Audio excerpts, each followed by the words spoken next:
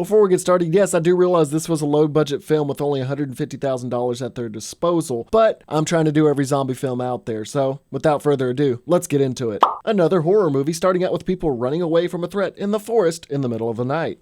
People will always sit there and let themselves get bitten. I don't care if they don't know if they're a zombie or not. I don't think you're gonna let some stranger bite into you anyway. How did he die so fast? Just a bite to the cheek? This boy barely shows any emotion at his dad's death and acts like he knows how zombies work and barely says, "I love you," before chopping off his zombie mom's head. I guess people in the 1800s are just remorseless killers. This title card is really hard to read. Gotta say the casting for Honest Abe is probably the only good thing about this low-budget film, minus one sin. At the start, Union Santa Claus says people are saying the undead are rising, but then when this guy says people rip them apart from both sides, he asks, what did it? Now this guy's acting as he succumbs to the zombie virus is just dead. They're all cringy. This zombie Eckert pushes a soldier, not only ignoring a potential meal, but man, this cut is just awful. I mean, look how it just cuts here when he pushes him. This zombie and the Union soldier both stare at each other to have this conversation. People will always let themselves get bitten easily as long as they don't know what zombies are at first. Lincoln is the only person who knows how to kill a zombie and knows bites transmit the virus. Why? There's no explanation behind any of that throughout the movie. He fought 2 zombies as a kid, but that's all we get. Did he not bring up that he killed zombies in his election cycle? This zombie has a veritable hokey pokey with a survivor. This fat zombie just acts stunned long enough for a free headshot. Lincoln orders his men to say if they are bitten, scratched, or if any blood gets on them, but doesn't explain why. You gotta love these vague explanations at the beginning of zombie movies that don't get explained until the end of the movie. Stonewall Jackson surrenders the fort after about 7 people died. Not much of a general, I suppose. Lincoln justifies killing 2 unarmed men to Jackson, saying they are no longer men. Can you at least explain what you mean by that? These people don't know what you are talking about. They don't have the inkling of what a zombie truly is, and they did not have your childhood upbringing of killing zombies. Zombies, a Bantu word I learned from my mother. Zombies were corpses, brought back to life by magic, but they were only used as slaves. Now I gotta give the writers some credit, they did a little bit of history. The Mbuntu for Nzambi was the original root for the term zombie to give them a proper reasoning to calling them zombies in the first place. Minus one sin. These zombies just stare at him and he just sit there. And then shouting happens and the zombies slowly bite into him with no resistance. What the hell's going on here? Why would John Wilkes Booth, a well-known actor of the time and Confederate sympathizer, be a part of Lincoln's elite squad? I realized he was a part of the Confederate Secret Service and the Knights of the Golden Circle back in that era, but it never got him to be in the president's own Secret Service. Everyone would know who he is and who he sides with. So this kid is supposed to be Teddy Roosevelt as a kid, but Teddy Roosevelt was born in 1858. The Civil War went up until 1865. So at most, Teddy would be 7. So why does he look like a preteen here? A whole zombie horde is attacking this store, but the father-daughter combo here are just blankly staring off into the opposite direction? Yep, better stand completely still while they surround me and take aim. Nothing bad could ever happen. Oh, there we go. It's hard to take these zombies as any kind of threat when they barely move and leave wide open convenient pathways for people to escape through. Lincoln explains every facet of how a zombie ticks and how to dispatch them. Can't wait to see how nobody takes his advice later on. This zombie sees 6 people in front of his cell and decides to look up and just say, wow, that moon sure is pretty. So zombies in this universe sleep standing up? Was there just not enough in the budget to kill these 3 undead? Don't you just hate it when your cock wakes you up in the morning? But in all seriousness, the best they could do for this shot is get some chicken walking while there's some stock audio of a chicken cawing. Wouldn't the chickens have been doing this anyways? Wouldn't they be making noise because of all the zombies lumbering around anyway? Everyone is able to run by these 3 zombies as they wake up with no issue. Gotta wonder how anyone dies to these slow-moving, dim-witted bastards.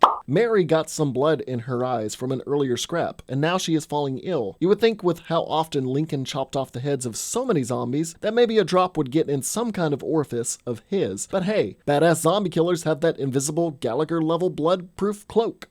Now it's time to strategize about taking out the zombies, and Lincoln himself says that if anyone becomes infected, is immediately considered an enemy that must be killed. But he keeps the infected Mary alive because they banged once or twice and he's in love with her. But then he killed his parents without question? Mr. Roosevelt, you stay here. I will not, Mr. President. Very well, then. Now the young Mr. Roosevelt stands up like a badass, but all I can do is laugh as Lincoln glares at him with a look that says, "Boy, sit your dumb ass down." Now, like I said earlier, the budget was $150,000, but let's just continue to have the zombies not react to any of the noise going on and just sit there as easy targets. Why are these zombies just not giving a fuck? This kid effortlessly slices through a zombie's neck with no issue. Emancipate this!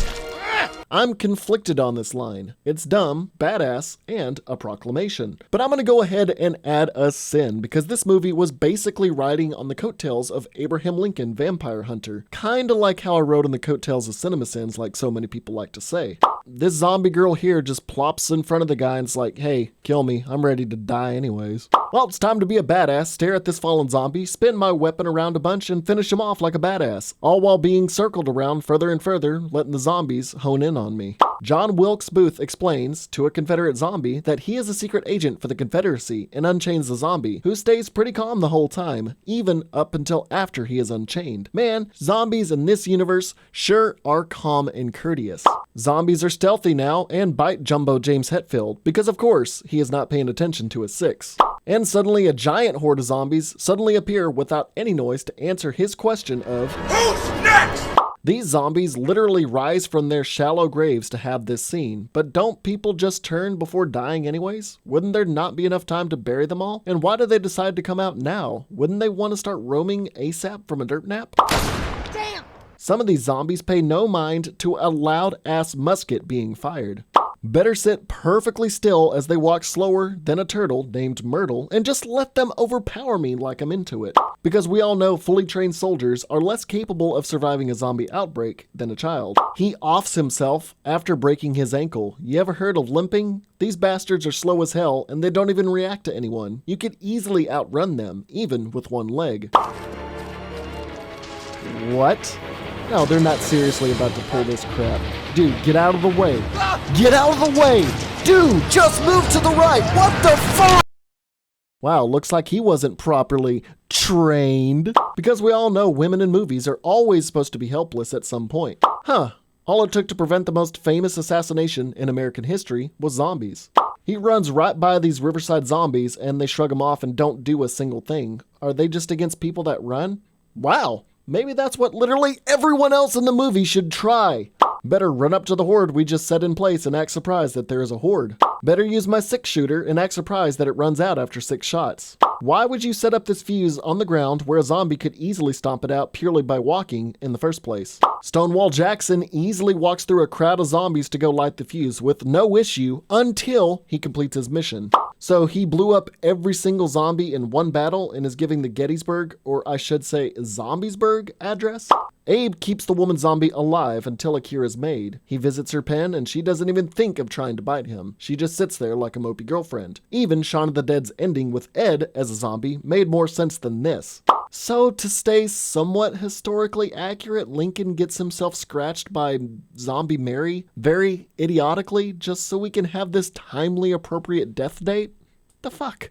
And they end the movie with him taking one last look at this poorly made CGI White House. Now I gotta say, this still boggles my mind. He spent his entire childhood, or whatever, and part of the Civil War fighting zombies, and have previously said they are dead and there is absolutely no cure. And he said that anyone that is infected has to be killed. Yet he dies to a zombie who is chained up. He killed 2 of his own soldiers without hesitation when they were bitten, but allows Mary to infect him by not even a bite, but a really hard scratch. It feels like Lincoln's character in this movie did a complete 180 in the last 10 minutes so they could have him die. 407 sins or more for this log cabin of BS. Wow.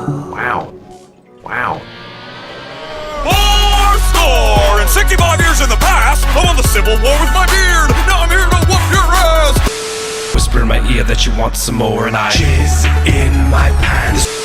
I too prefer regular slaves. Fucking racist ass, white ass motherfucker. Thank you kindly.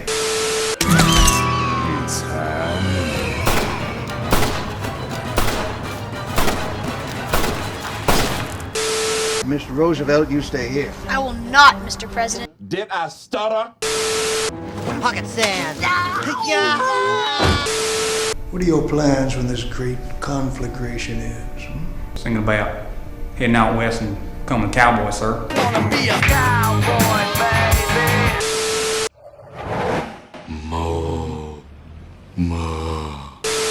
Oh no! John Wilkes Booth! Hasta la vista, Edie. Come on, boy! Finish him off!